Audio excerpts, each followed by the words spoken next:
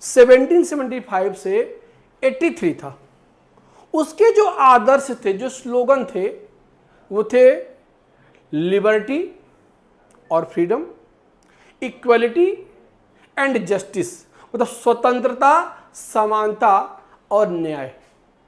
लेकिन उसके कारण जो फ्रेंच रिवॉल्यूशन हुआ, जिसकी टाइमिंग 1789 है, सिर्फ 6 साल के बाद हुआ, तो उसके आदर्शों में परिवर्तन आ जाता है। जो फ्रेंच रिवॉल्यूशन था, इसका जो स्लोगन था, जिसके आइडियल थे, देवर स्वतंत्रता, समानता और बंधुत्व। तो ऐसा क्या हो गया सिर्फ 6 सालों में? ऐसा क्या हुआ कि अमेरिकी स्वतंत्रता संग्राम में स्वतंत्रता, समानता और न्याय की बात की गई, जबकि फ्रांसीसी क्रांति में स्वतंत्रता, समानता के साथ बंधुत्व या फर्टर्निटी की बात की गई? ये हम समझने का प्रयास। देखिए, जो अमेरिकी स्वतंत्रता संग्राम था, यह मूल रूप से लोकतांत्रिक अधिकारों में, तो डेमोक्रेटिक आइडियल्स की बात। लोग इसलिए आंदोलन नहीं किए कि उनकी आर्थिक स्थिति खराब थी। लोगों ने इसलिए आंदोलन नहीं किया कि उनकी धार्मिक स्थिति खराब थी। लोगों ने इसलिए आंदोलन नहीं किया था कि उनकी सांस्कृतिक स्थिति खराब थी।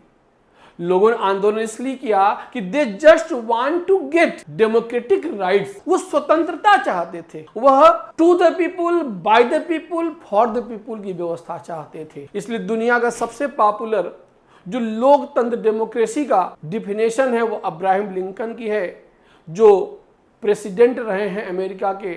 तो मुद्दा ये था। लेकिन जब हम इसके बाद फ्रांसीसी क्रांति की बात करते हैं, तो फ्रांसीसी क्रांति में मूल राजनैतिक नहीं था, लोकतांत्रिक अधिकार नहीं थे। उन्होंने वास्तविकता में असमानता के खिलाफ, तो मूल कारण सामाजिक, social was the main cause for the French revolution.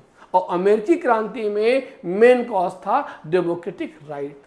तो दोनों में अंतर था, इसलिए इनके स्लोगन में अंतर। तो देखिए, जस्टिस जो कि अमेरिकन रिवॉल्यूशन में था, जस्टिस का मतलब होता है equal distribution of liberty and equality. और फ्रेंच रिवॉल्यूशन में कहा गया कि अगर व्यक्ति को हम लिबर्टी और फ्रीडम, मतलब इक्वलिटी भी दे रहे हैं, तो फिर जस्टिस तो ऑटोमेटिकली हो गया। इन जस्टिस लोगों तक मिले, इसके लिए जरूरी है कि लोगों में आपसी सद्भावना होनी चाहिए, आपसी भाईचारा होना चाहिए। इसलिए उन्होंने अपने यहाँ स्लोगन में फर्टर्निटी या बंधुत्व की बात की। Thank you.